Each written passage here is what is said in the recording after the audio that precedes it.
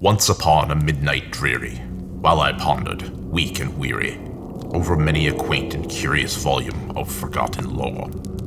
While I nodded, nearly napping, suddenly there came a tapping, as of someone gently rapping at my chamber door.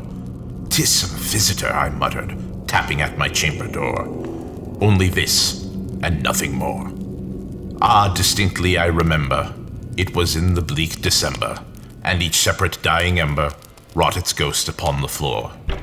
Eagerly I wished the morrow, vainly I had sought to borrow from my books surcease of sorrow, sorrow for the lost Lenore, for the rare and radiant maiden whom the angels name Lenore, nameless here forevermore.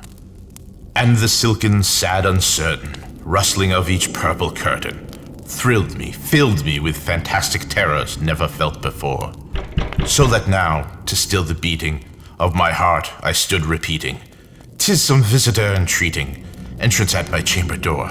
Some late visitor entreating entrance at my chamber door. This it is, and nothing more." Presently my soul grew stronger, hesitating then no longer. "Sir," said I, "or madame, truly your forgiveness I implore. But the fact is I was napping, and so gently you came rapping, and so faintly you came tapping at my chamber door, that I was scarce sure I heard you." Here I opened wide the door. Darkness there, and nothing more. Deep into that darkness peering, long I stood there, wondering, fearing, doubting, dreaming dreams no mortal ever dared to dream before.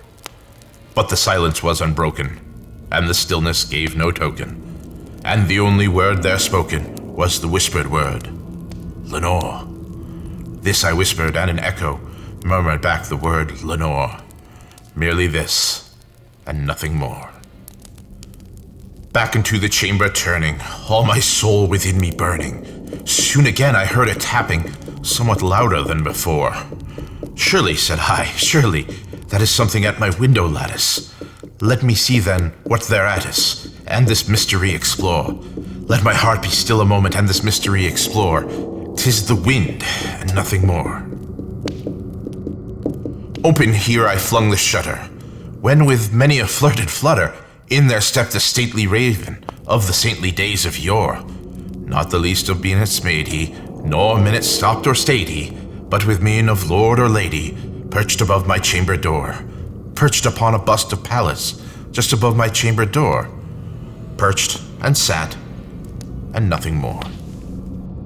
Then this ebony bird beguiling my sad fancy into smiling, by the grave and stern decorum of the countenance that it wore.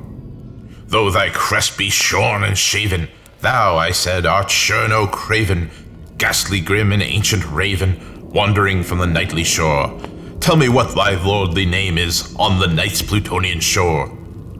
Quoth the raven, "Nevermore." Much I marveled this ungainly fowl to hear discourse so plainly, for though its answer little meaning, little relevancy bore. For we cannot help agreeing that no living human being ever yet was blessed with seeing bird above his chamber door, bird or beast upon the sculptured bust above his chamber door, with such name as Nevermore. But the raven, sitting lonely, on the placid bust spoke only that one word, as if his soul in that one word he did outpour. Nothing further than he uttered, not a feather then he fluttered, till I scarcely more than muttered, "Other friends have flown before. On the morrow he will leave me, as my hopes have flown before." Then the bird said, "Nevermore."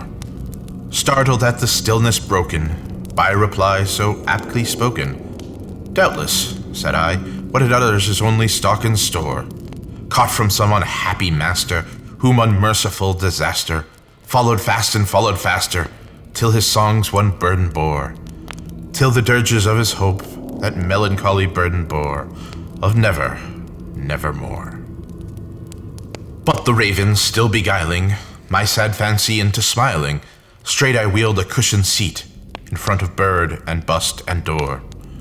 Then upon the velvet sinking, I betook myself to linking fancy unto fancy, thinking what this ominous bird of yore what this grim, ungainly, ghastly, gaunt and ominous bird of yore meant in croaking, nevermore. Then methought the air grew denser, perfumed from an unseen censer, swung by seraphim whose footfalls tinkled on the tufted floor.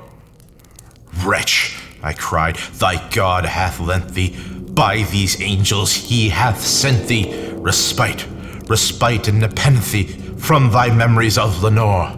Quaff, oh quaff this kind nepenthe, and forget this lost Lenore. Quoth the raven, nevermore.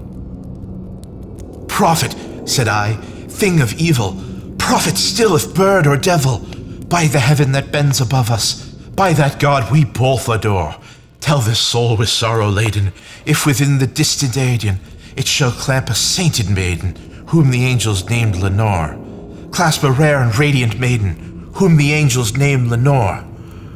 Quoth the raven, nevermore. Be that word her sign in parting, bird or fiend, I shrieked, upstarting, get thee back into the tempest, and to the night's Plutonian shore. Leave no black plume as token of that lie thy soul has spoken. Leave my loneliness unbroken. Quit the bust above my door. Take thy beak from out my heart, and take thy form from off my door. Quoth the raven, nevermore. And the raven, never flitting, still is sitting on the pallid bust of Pallas, just above my chamber door. And his eyes have all the seeming of a demon that's been dreaming, and the lamplight o'er him streaming throws his shadow on the floor. And my soul from out that shadow that lies floating on the floor shall be lifted nevermore.